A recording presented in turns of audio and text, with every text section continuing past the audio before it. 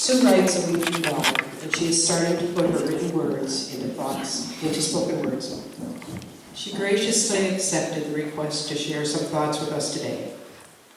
Sue and I have a mutual love for God and a mutual love for each other. In my most unbiased opinion, she's wonderful. I'll just say, without further ado, here's Sue.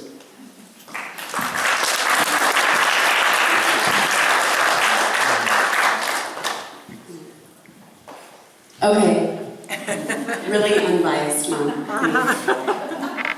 And when she says she's starting to, or what did you say, I'm turning it into speaking, this is the first time ever. So, thank you. And as far as graciously accepting, I just consider it my honor to even be asked. So thank you for being the first time for me for speaking. I'm also a crier because I'm just like my mom, so I might have to stop a couple times. But thank you. I love being with women, and I love being with women that celebrate other women. And so for me, this is just a privilege. So when she first asked me, I was like, oh yeah, I want to do that. That's going to be really, really fun. And then I started thinking about it, and I started writing, and I got like really scared. And I thought, I don't know how to do this, and I don't really have anything important to say. What am I going to say to these people who have been moms and they know more about it than me? So what am I going to say about motherhood? And so whenever I'm scared, I like to think of that verse from Philippians that says, I can do all things through Christ who strengthens me. So I've been thinking of that verse a lot as I've been preparing this, and I thought that would be a perfect verse just for moms everywhere, right? Like, if we knew then what we know now, like before we started, we would have that plastered on every wall, in every room, everywhere, and wear it on a bracelet. Because motherhood can be scary, and it can be challenging, but it can be also really, really good. So I like to take us through kind of the stages of motherhood with that verse, keeping in mind we can do all things, right? So let's start when you bring the baby home. When I brought Natalie home, my oldest, she's 15 now, but when I brought her home, I was paralyzed with fear. And this is not a joke. I did not know what I was doing. I actually was thinking, how did they let me leave the hospital with this baby? I don't know what I'm doing. And I knew my mom was going to show up, and I thought, when is she going to get here? So I just kind of kept Natalie in the car seat, thinking, her head was kind of flopping, but I was like, my husband was there, he was like, I think we're good. And then my mom showed up and she helped me, she helped me kind of learn what to do. So thank God for Mom and that. Those times are scary, but they're also the times when they're an infant when you know that God is in this.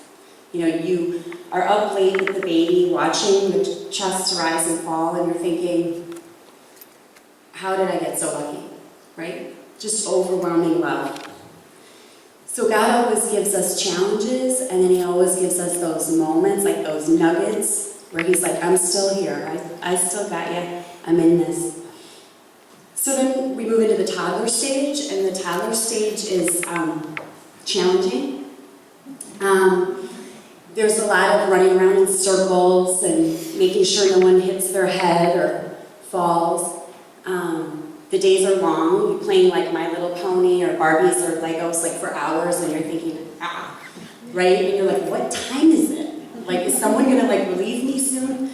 And I remember calling my mom during these days and thinking, you're telling her, Mom, I'm kind of bored, but I'm kind of busy, and I don't know, the house is a mess, and they're not napping, and blah, blah, blah. And my mom would say, oh, honey, don't wish it away. I know the days go by slow, but the years, they go by fast. And when she would say that at the time when I was like pulling my hair out, I was thinking, it was really irritating, right? I'm never gonna call you again in this moment. But now I know those are wise words, right? Because they do go by fast. So after the toddler stage, we make it to the grade school years. Grade school, junior high. And I'm in this phase, so I can speak to this. It's pretty fresh for me and how difficult these years can be. And good too. So we'll go through maybe some of the challenges first. These are the years we learn about academics. We learn about academic achievement and athletic athletic achievement and friends and maybe some teasing or bullying or where do I fit in, those kinds of questions. And that can be stressful for mom, because even though we've been through that before as ourselves, it's more painful going through it as a mom. So another time in our lives when we need to remember that this too shall pass, and that God is in this, and with Him we can do all things. He also gives us so many beautiful moments in this time too. The first days of school. I love the first day of school with the crunchy leaves and all the people together and happy. Not tired yet. Play dates and learning and connecting, and the times when you see how brave and intelligent and kind your children are. The times when you see their glorious faces light up when you walk into the room, to be like a mystery story reader, or it's the Halloween party. They love it when you show up, when they're young, when they get older. There's birthday parties and sledding and swimming pools, and you rake leaves together and jump in the pile. You take tons of pictures and send them to Grandma. And if you don't, she reminds you that you should take tons of pictures and send them to Grandma. We see light bulbs going off in their minds when they get it, after hours and hours of working on math or English or whatever it is. We watch the Christmas pageants with pride, and we video the science fair, and we stand and clap at the band concerts, even though we weren't sure we were going to be able to put up with like another minute of the screeching, right? Especially like the orchestra, right? My son is in 4th grade and he's in band, so we're still in that stage. We call teachers, right? We call and email teachers and OTs and PTs and speech therapists and doctors.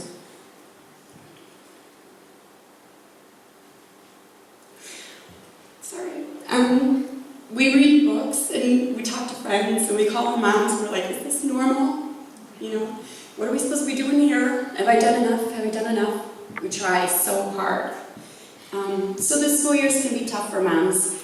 And then we get into high school and it even gets scarier, right? Because, you know, we worry about a lot of things. And now we're dealing with like Instagram and Facebook and Twitter and Tumblr and stuff I don't even know the name of, and I see you guys nodding, and I feel like they're inventing something right now as we're speaking, and I need to stay up all night and figure it out.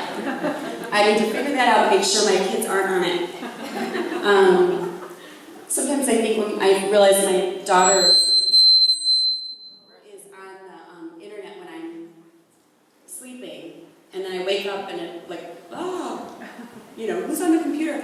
And I think, are moms allowed to sleep? Like when your kids are teenagers, I don't know. I feel like sometimes I can't even sleep. I want to make sure I know what's going on at all times. So that's tough.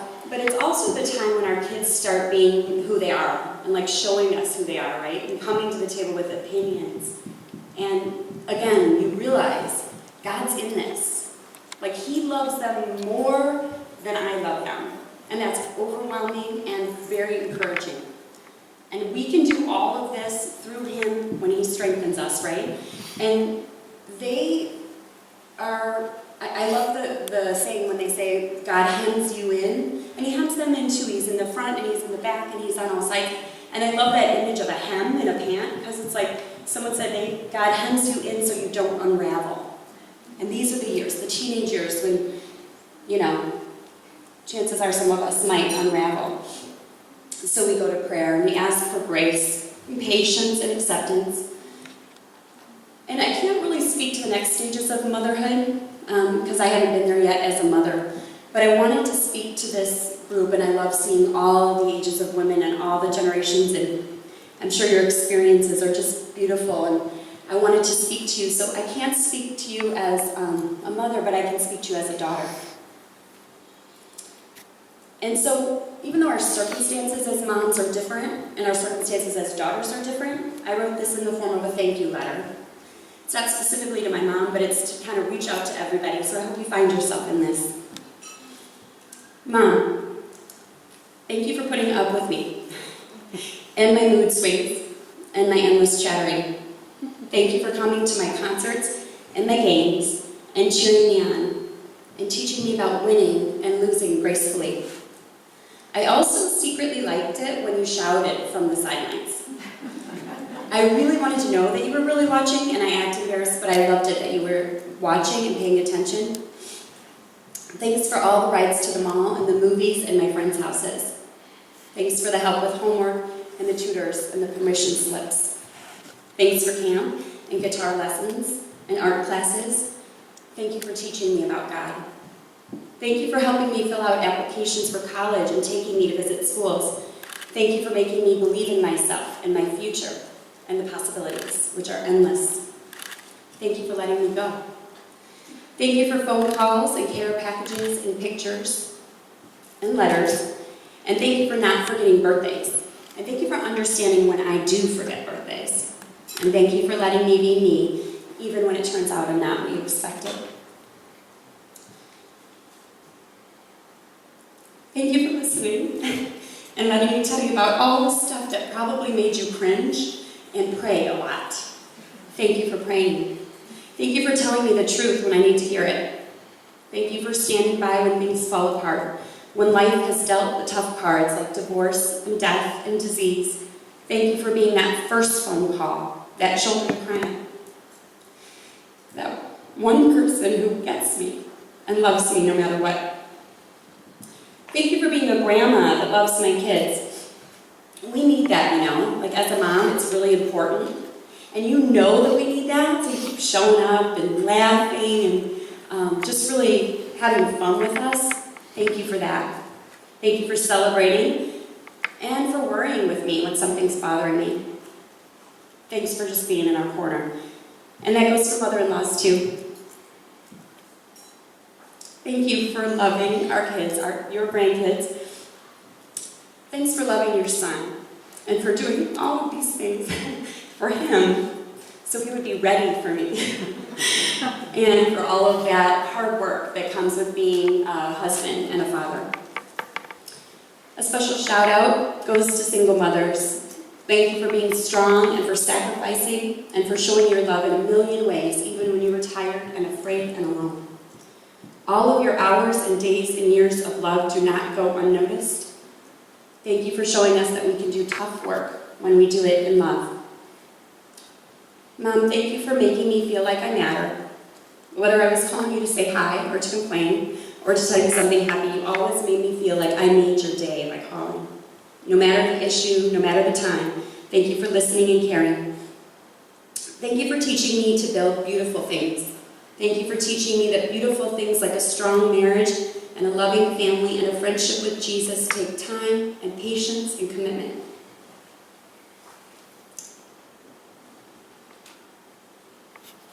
Thank you for showing me that it's worth it. Thank you for your example. It doesn't matter how we became moms, whether we fought for years through infertility, whether we adopted a child, or whether we have a biological child, whether we call ourselves grandma now or mother-in-law or both, whether we are single or married, regardless of how we got to this place, we are blessed to be called mom. And as we move forward, no matter our stage in life, as mothers, daughters, mother-in-laws, grandmas, I trust we are in for more of the same. Joy, fear, doubt, peace, wonder, acceptance, gratitude, and mostly love. Love is why we got into this in the first place, right? We wanted to help and heal and give hope. And it reminds us of why God got into this in the first place. It's all about love. Now I want to ask my daughters to come up. I have a little visual for the ending here. This is Kelly and Natalie. Sorry, it might take us a minute. So when I first started this speech, I said, when my mom asked me, I was a little scared. But someone told me once that if you just take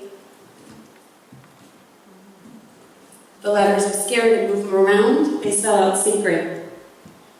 And being a mom for all of us is the most sacred thing we've ever done. Thank you.